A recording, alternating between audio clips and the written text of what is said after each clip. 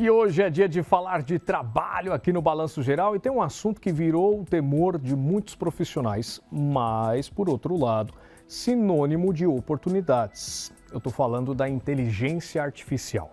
Ela já é usada nas redes sociais, sistema de saúde, transportes e, claro, virou também realidade no mercado de trabalho. A nova tecnologia mudou a forma de muita gente trabalhar, pode extinguir profissões e criar a necessidade de outras. E a gente precisa entender agora como funciona essa nova realidade que veio para ficar.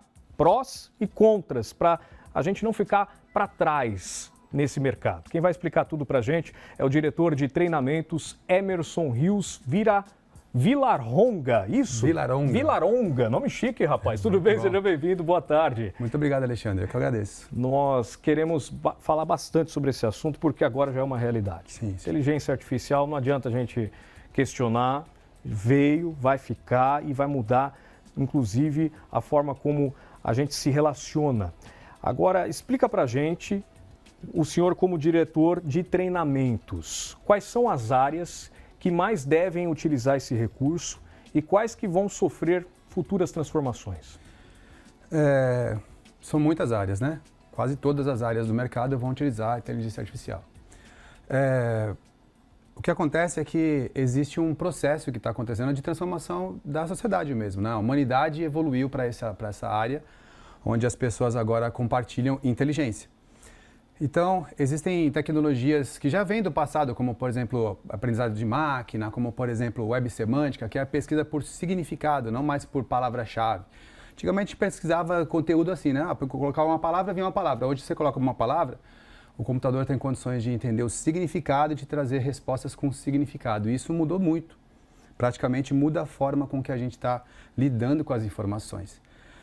Eu não vejo nenhum alarme ali para acabar com as profissões. Só 5% das profissões vão ser afetadas nesse nível. A grande maioria vai se potencializar com a chegada dessa tecnologia. Quais profissões que podem ser extinguidas? Profissões que se baseavam especificamente na emoção da informação. Por exemplo, quer ver? Eu vou fazer um paralelo para poder entender claramente. Antigamente, para você escrever um livro, você tinha que ter duas coisas. Você tinha que ter a tecnologia, ou tinha que ter a criatividade do assunto que você vai abordar e a capacidade de colocar aquele texto num formato elegante, num formato com a concordância, com a pontuação, etc. e tal. Isso, de uma certa forma, limitava o trabalho da pessoa criativa de criar os seus conteúdos e potencializava profissões que tinham a ver com a revisão ortográfica, com a revisão desses textos. No cenário atual, essas pessoas que trabalhavam com a revisão, elas estão com o seu trabalho ameaçado. Mas e as pessoas que têm a criatividade, que agora com essa tecnologia, podem colocar para fora o seu conhecimento? Muito mais gente com criatividade que antes revisavam as coisas. Então, há um contraponto nessa troca dessa troca de fase da humanidade, né? Essa transformação, né? Sim, então, sim. Qual dica que você poderia passar justamente para essas pessoas que têm essa ameaça? Como que elas podem se atualizar para continuarem no mercado de trabalho agora com outro olhar, né?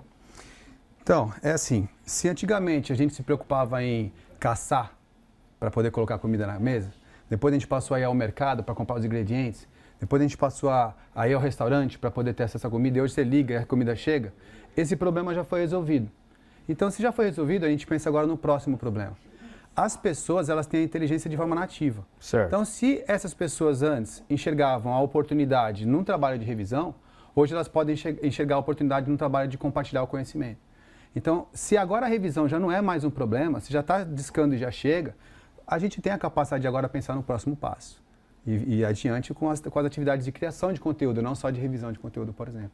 A gente está falando bastante de benefícios. Agora, Sim. Quais são os pontos negativos, na sua opinião? Então, eu sou suspeito para falar, eu não vejo pontos negativos. Eu vejo assim, como a gente está passando de uma era que morreu, que foi a época antes da inteligência artificial, e uma época nova, é natural que a gente entre em luto enquanto sociedade. E aí são aquelas 4 etapas do luto. A primeira etapa é negação. Não, isso aí não vai dar em nada, não quero saber. Essa etapa da negação já passou. A gente já sabe que já está aí. Sim. Depois vem a etapa da culpa. Quem é o culpado? É o Steve Jobs, é o Bill Gates. Quem é o culpado por isso que está acontecendo? Ninguém é culpado, isso é uma evolução humana.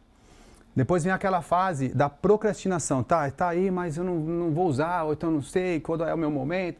E nessa fase da procrastinação é onde nós estamos. Procurando saber quem é a culpa, de como se fosse alguma coisa ruim, procrastinando quando entrar. A última fase do luto, que é quando ela encerra o luto, que é aquela fase, e agora? Já aceita, vamos desfrutar disso? Então, eu estou nessa fase em que eu percebo, por exemplo, com os meus alunos ou com os meus clientes, que eu percebo que eles estão desfrutando da tecnologia e não mais essa fase de entender o que ela trouxe de ruim. Porque isso é uma consequência do luto.